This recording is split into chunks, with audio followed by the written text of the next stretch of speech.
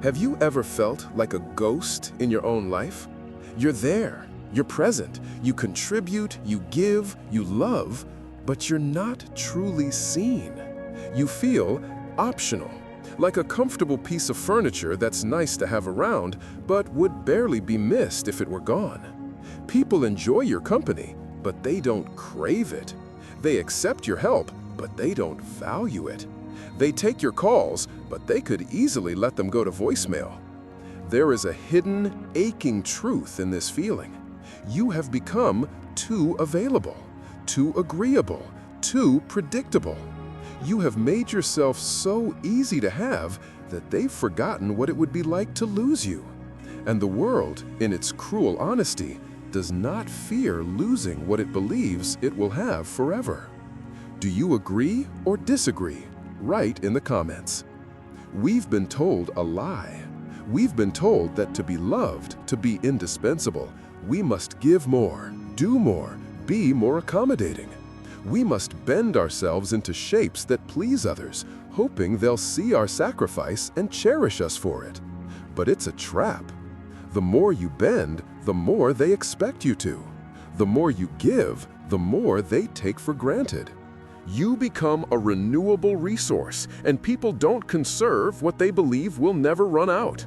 The result? That hollow feeling in your chest when you realize you are the one who always texts first, the one who always makes the plans, the one whose birthday is an afterthought, but whose help is an emergency service. You become a convenience, not a priority. If you've ever felt this way, please like it. It's a silent nod to everyone who knows this feeling all too well. But what if I told you there's another way? A path hidden in plain sight. A truth so powerful it can fundamentally shift how the world sees you. Not through manipulation, not through toxic games or petty tricks, but through the raw, undeniable force of your own inner character. This is the hidden truth of power, a truth that strategists and thinkers have understood for centuries. It's the secret to becoming a person people are genuinely, deeply afraid of losing. And it starts by understanding a simple, brutal observation of human nature. The great Florentine thinker Niccolò Machiavelli wrote about power not as a fantasy, but as it truly operates in the world. He was a master observer of humanity. And one of his most piercing insights, paraphrased for our modern world, is this: people appreciate more what they can lose. Now stop. Before you recoil, understand what this truly means. This is not a license to play games. This is not about being hot and cold or ghosting someone to teach them a lesson. That is the playbook of the insecure. That is manipulation, and manipulation is a tool of the weak. Machiavelli's wisdom is far deeper. It's about value. Think of it this way. A simple rock on the beach is ignored. There are millions of them. It's guaranteed to be there. But a diamond? A diamond is rare. It is forged under immense pressure. It has clear, defined edges.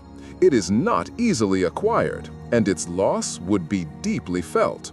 The secret is not to pretend to be a diamond. The secret is to become one. The fear of losing you doesn't come when you start playing hard to get. It comes when you become hard to replace. It's not about absence, it's about substance. It's about building a character so strong, a spirit so independent, and a presence so valuable that the thought of your absence creates a genuine void. So, how do we do this? How do we build this unshakable inner core? It's not a single act, but a new way of being, a transformation built on 5 foundational pillars. Master these, and you will never feel like an option again. First, you must become a person who does not depend on other people's approval. This is the bedrock, the absolute foundation. For most of our lives, we are trained to be approval seekers. We look to our parents, our teachers, our bosses, our partners, our friends. We look into their eyes for a reflection of our worth. Am I good enough? Am I smart enough? Do you like me? This constant search for validation makes you a mirror. You reflect back what you think they want to see. You soften your opinions, you swallow your ideas, you laugh at jokes that aren't funny. You become a chameleon, changing your colors to blend in, desperate to be accepted. But here is the brutal truth. No one respects a mirror. They only use it to see themselves. And a mirror is easily replaced. To become someone people fear losing, you must break the mirror. You must become the source of your own light. Your opinion of yourself must become the loudest voice in the room of your mind. This isn't arrogance. Arrogance is a desperate scream for attention. This is quiet confidence. It's the profound, unshakable knowledge of your own values, your own intelligence, and your own worth, independent of anyone else's applause or criticism. Imagine this. You're in a work meeting. Your boss proposes an idea. Everyone around the table nods quickly, eagerly. "Great idea, boss! Absolutely brilliant!" The old you would have nodded along, even with a pit in your stomach, afraid to rock the boat. But the new you, the one who doesn't need their approval, waits for a pause. Calmly, respectfully, you say, "I see the goal here, and I respect the direction. However, have we considered the potential bottleneck this creates for the engineering team? I have an alternative approach that might achieve the same result without causing that delay." Silence. It's not an aggressive silence. It's a silence of sudden, focused attention. You didn't just agree. You didn't just disagree. You demonstrated independent thought. You showed that your priority is the best outcome, not just pleasing the person in charge. Your boss looks at you, really looks at you, perhaps for the first time. They don't see a sycophant. They see a strategist, a valuable asset, someone whose perspective they cannot afford to lose. You stop being just another employee. You become a trusted counsel. That is the power of releasing your addiction to approval. Second, you must learn to say no calmly and without guilt. The word no is the most powerful tool for building self-respect. Yet, most of us are terrified of it. We think saying no is mean. We think it's selfish. We think it will make people dislike us. So we say yes when we mean no. Yes, I can help you move this weekend, even though you're exhausted and needed to rest. Yes, I can take on that extra project, even though your plate is already overflowing. Yes, that's fine, when it's absolutely not fine. Every time you do this, you send a clear message. My time is not valuable. My energy is not important. My needs come second to yours. You teach people that your boundaries are weak, and weak boundaries invite disrespect. Remember this. Your yes has no value if you are incapable of saying no. A yes from someone who says yes to everything is meaningless. It's expected, it's background noise. But a yes from someone who is known to protect their time and energy, that yes is a gift. It is received with gratitude and respect.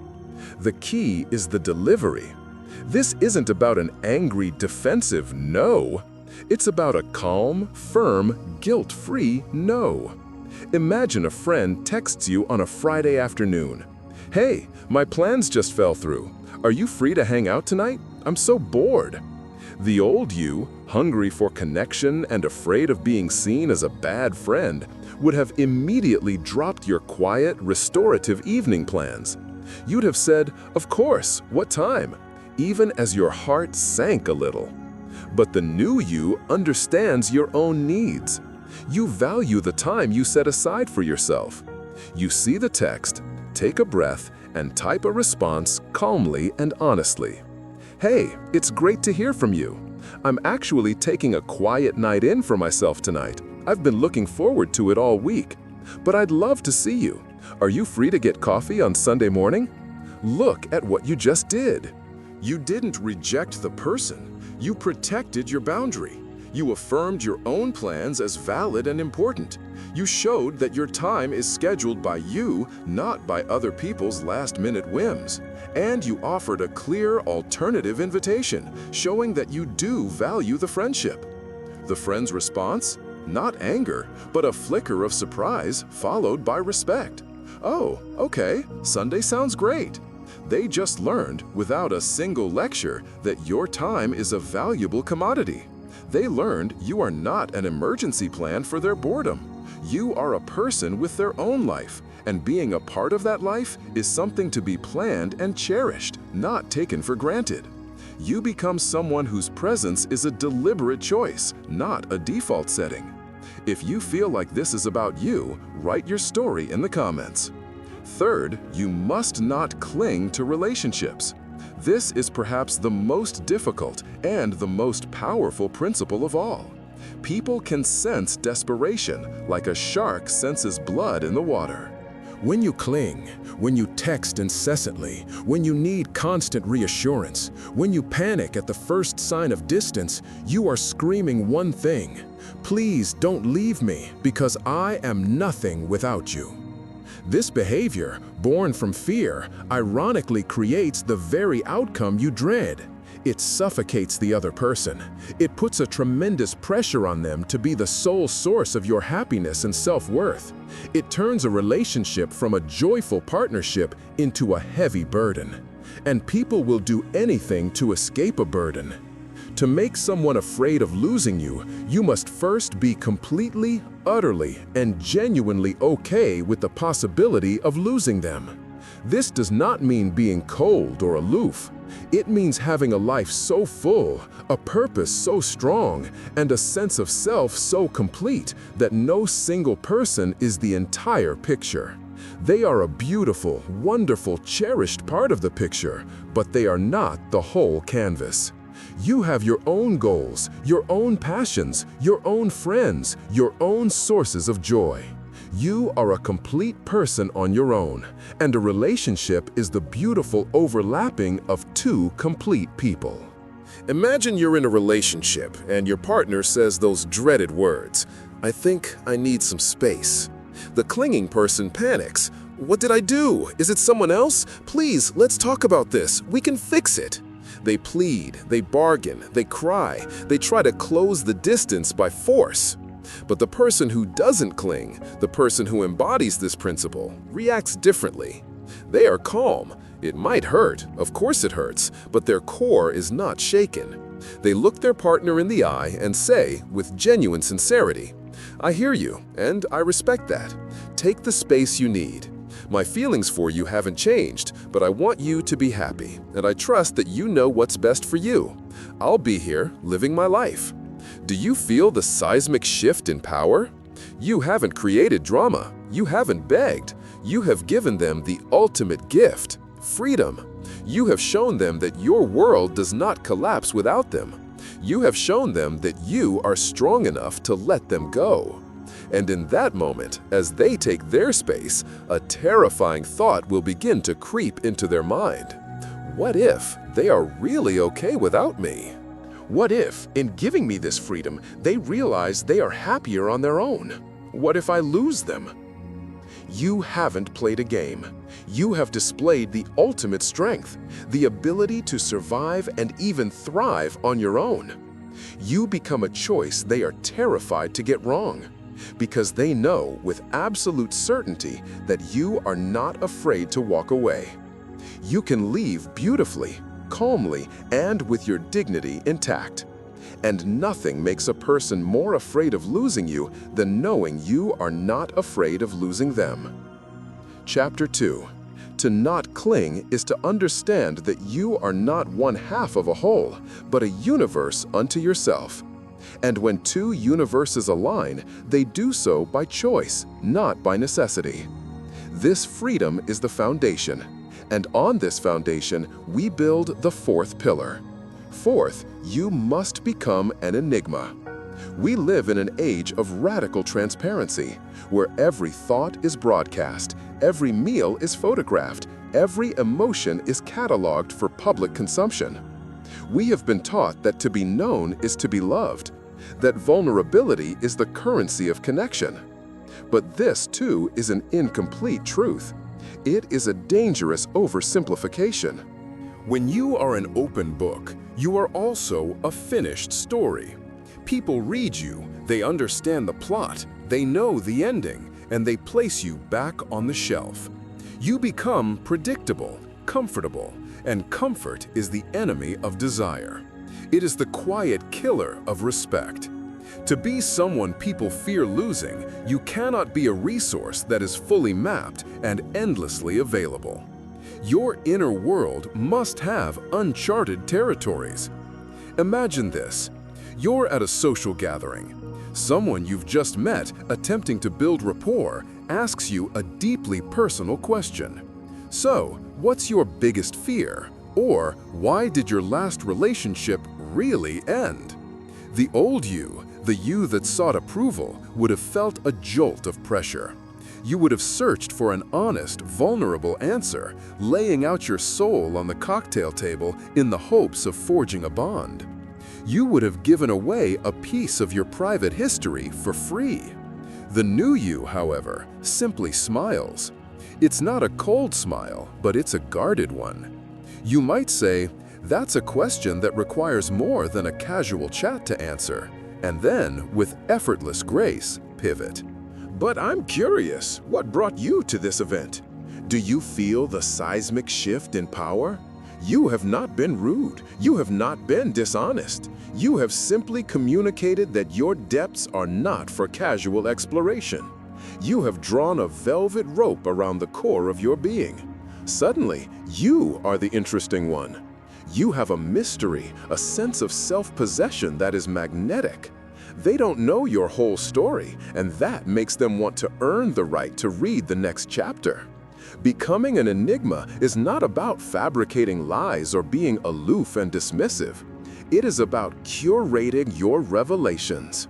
It's the art of selective vulnerability. It means you don't need to explain the why behind every no. Your boundary is enough.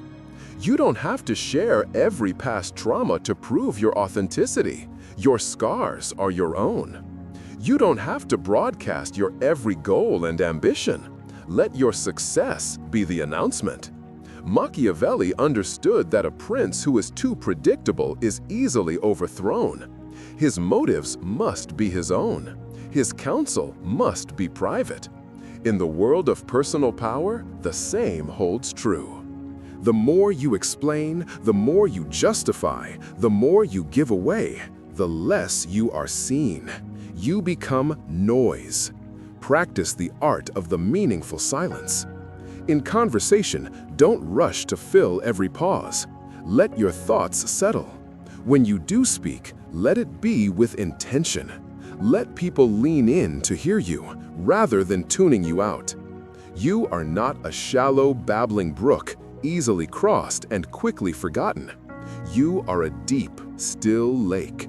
People can see a reflection on the surface, but they have no idea of the world that exists in your unfathomable depths. They will respect the water far more, knowing they cannot simply wade through it. They will be fascinated by what they cannot see, and that fascination is a powerful hook. It is the beginning of a fear. The fear of never getting to know the real you. The fear of losing the chance to explore your hidden world. This brings us to the final and most crucial pillar. This is the one that underpins all the others.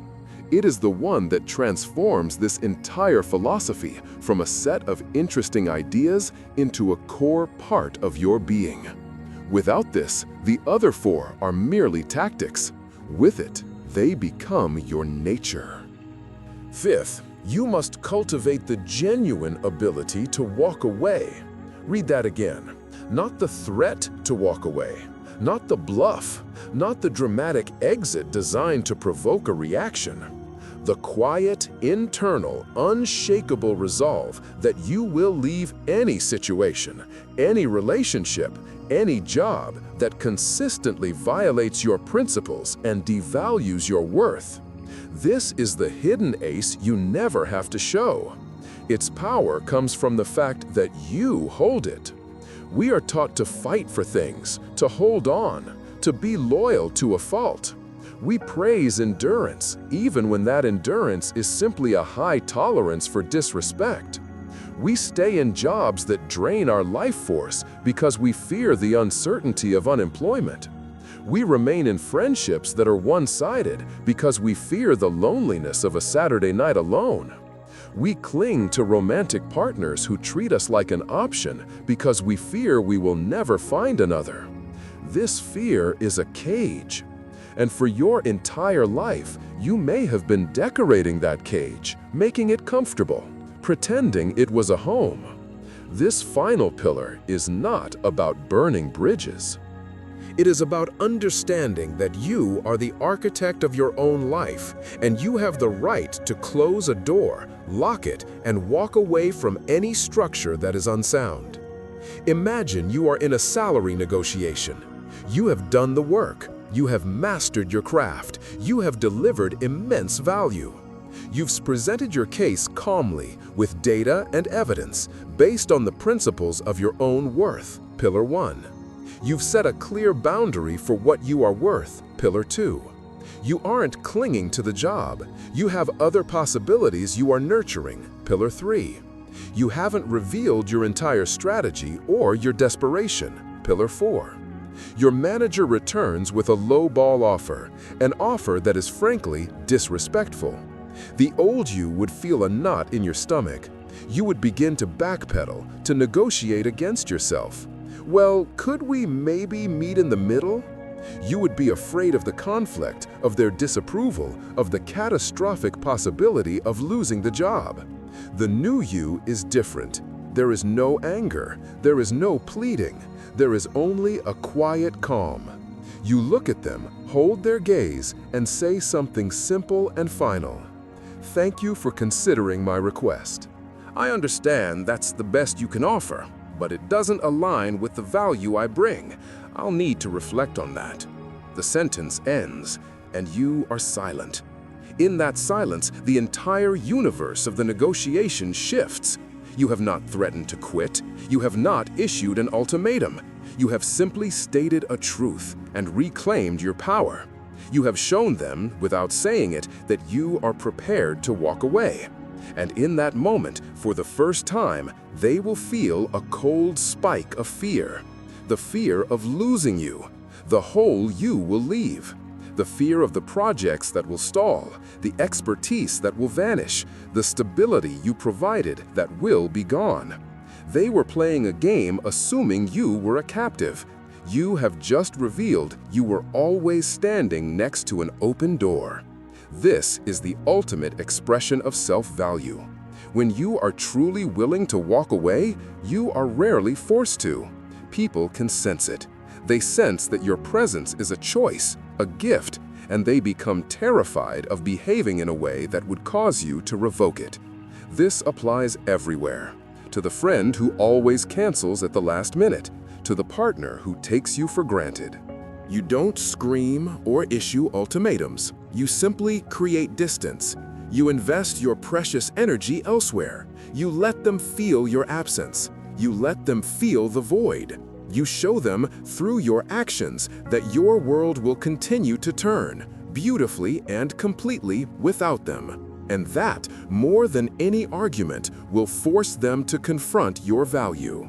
People appreciate more what they can lose. These 5 pillars are not a mask you wear.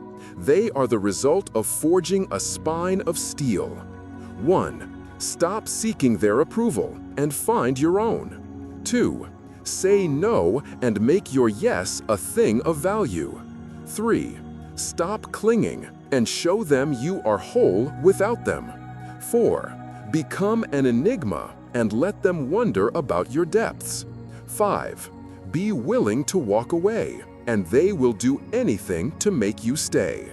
Look at your life right now, the places where you feel frustration, resentment, or invisibility. Is it not because one of these pillars is weak? Is it not because you are giving away your power, over-explaining, clinging, and fearing the consequences of leaving? The transformation is not easy. It requires you to confront your deepest fears. The fear of being disliked, the fear of being alone, the fear of the unknown. But on the other side of that fear is not arrogance or coldness. It is a profound sense of peace, a quiet confidence that emanates from you like warmth from a fire. You will no longer be a ghost in your own life, hoping to be seen. You will become a presence. You will not be a mirror, desperately reflecting the light of others. You will be a source of light yourself. People will not flock to you because you please them, but because your self-respect is so powerful that it inspires respect in them. They will feel a pull toward you, a gravitational force they can't quite explain. And they will be afraid to lose you. Not because you are manipulative, not because you play games, but because they will understand on a deep primal level that people like you are rare, and that losing you would be like losing a diamond. It would be their loss, not yours. You were forged under pressure, and you know with absolute certainty that you can shine on your own. If this journey resonates with you, if you feel the truth of these words in your bones, let me know in the comments which pillar you will begin to build first. This is not just about power. This is about freedom. The freedom to be unapologetically you.